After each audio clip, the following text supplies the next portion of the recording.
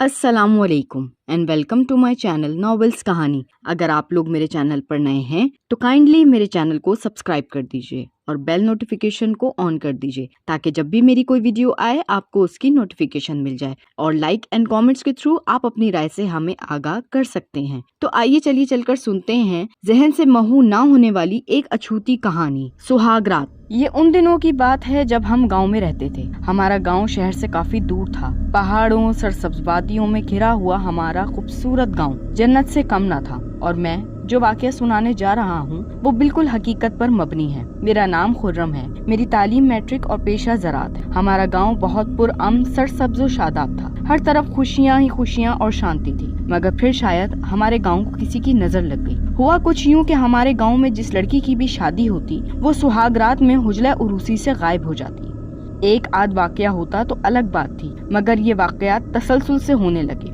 मुकम्मल एहतियात और पहरे के बावजूद दुल्हनें सुहाग रात मनाने से पहले ही गायब हो जाती थीं। इस दुल्हन को तलाश करने की हर मुमकिन कोशिश की जाती मगर कुछ हासिल ना होता। गांव में तो जैसे सफ़े मातम बिछ गई थी। लोगों ने इन पुरस्रार सानेहात की वजह से शादी पर पाबंदी आयद कर दी। इसका सबसे बड़ा असर मुझ पर पड़ा, क्योंकि मेरी शादी मेरी महबूबा शबाना से होने वाली थी। दिन रखे जा चुके थे, मगर शबाना के घर वालों ने ये कहकर शादी से इनकार कर दिया कि हमें अपनी बेटी बहुत प्यारी है और हम नहीं चाहते कि ये दूसरी लड़कियों की तरह सुहाग रात में गायब हो जाए। हमने इनको समझाने की बहुत कोशिश की, मगर सब बेकार। हम दोनों एक दूसरे से बहुत मोहब्बत करते थे। एक पल की भी जुदाई बर्दाश्त से बाहर थी। मगर बुजुर्गों के फैसले ने हमारी जिंदगी अजीरन बना दी थी। कुछ जवानी का नशा और कुछ शबाना का शबाब मुझे पागल कर रहा था। हर वक्त मैं उसके बारे में सोचता रहता। मैं हर हाल में उसे अपनाना चाहता था, मगर आखिर कब तक हम यूं ही लड़ते रहते। फिर हमने मिलने का प्रोग्राम बनाया। हम गांव से दूर एक खूबसूरत गार में मिले। शबाना ने गुलाबी लिबास जेब तन किया हुआ था। वो मुझे बहुत खूबसूरत लग रही थी। इधर से मौसम भी सुहाना था और आशिकाना। वो बेचैनी से मेरे गले लगी और जब उसका नर्म मुलायम जिस्म मुझसे टकराया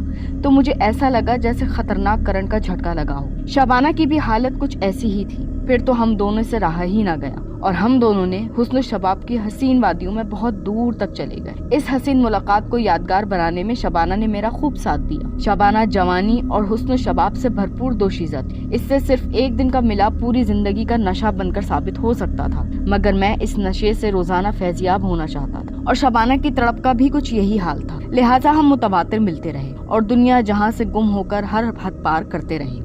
तकरीबन 7 लड़कियां गायब हो चुकी थीं। उनको तलाश करने की हर मुमकिन कोशिश की गई, मगर वो ना मिली। कुछ अरसा बीत जाने पर लोगों के जहन से खौफ कम हुआ तो हमारी जिद के सामने हार मानते हुए हमारे घर वालों ने शादी की इजाजत दे दी। वैसे भी कब तक लोग अपनी जवान बेटियों को घरों में रख सकते थे और हम दोनों अज़दवाज में मुंसलिक हो गए। हमारा निकाह हो गया। लोग थे जो कुछ डरे सहमे नजर आ रहे थे। उनके जहन पर साबिक वाकयात सवार थे। खैर, इंतहाई एहतियात के बावजूद भी मेरी शबाना, मेरी जिंदगी, मेरी महबूबा, मेरी कुल कायनात हुजला उरूसी से गायब हो गई। मैंने उसे हर तरफ पागलों की तरह तलाश किया, मगर सब लाहासिल रहा।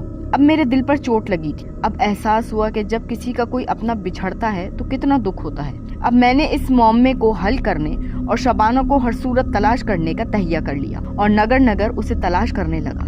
दौरान सफर मेरा गुजर एक जंगल से हुआ। शाम गहरी हो रही थी, सो मैंने वो रात उस जगह बसर करने का फैसला किया। थोड़ी आगे गया तो देखा कि वहाँ एक झोपड़ी बनी है और अंदर लालटेन की रोशनी नजर आ रही है। ये सोचकर खुशी हुई कि चलो रात अच्छी कट जाएगी। अंदर जाकर देखा तो एक बारिश दीनदार बुजुर्ग जिक्र इलाही में मसरूफ थे। मैंने उनको सलाम किया तो उन्होंने पुरतपाक इस्तकबाल किया। न सिर्फ ठहरने को जगह दी बल्कि अच्छा खाना भी खिलाया। झोपड़ी में खूबसूरत और पाकीज़ा खुशबू फैली हुई थी। इबादत से फारिग होकर मैंने बुजुर्ग को अपनी दास्तान सुनाई। सुनकर वह हैरान और दुखी दोनों हुए और बड़े प्यार से मुझसे मुखातिब हुए। कुदरत भी इंसान को अपने आयद करदा हदूद से तजावुज करने पर सजा देती है। तुम दोनों ने निकाह से पहले जो गुनाह किए माफी के लायक तो नहीं, मगर इंसानियत के नाते मैं इंशाल्लाह इस मसले को जरूर हल करने की कोशिश करूंगा। फिर आधी रात तक वो इबादत में मसरूफ रहे। बाद अज़ां अपने और मेरे गिर्द हिसार खींचा और मुझसे कहा, बेटा ये सब हरकत एक शैतान का चेला अमरदास कर रहा है। मुझे उसकी खबर मिल चुकी है, इसीलिए मैं आज उसे यहाँ हाजिर कर रहा हूँ। लिहाजा तुम्हें इसकी आमद से डरने या खौफजदा होने की जरूरत नहीं। हालात जैसे भी हों, किसी सूरत हिसार से बाहर ना निकल। बाबा जी के अमल करने के थोड़ी देर बाद ही अमरदास नामी एक बदसूरत जिन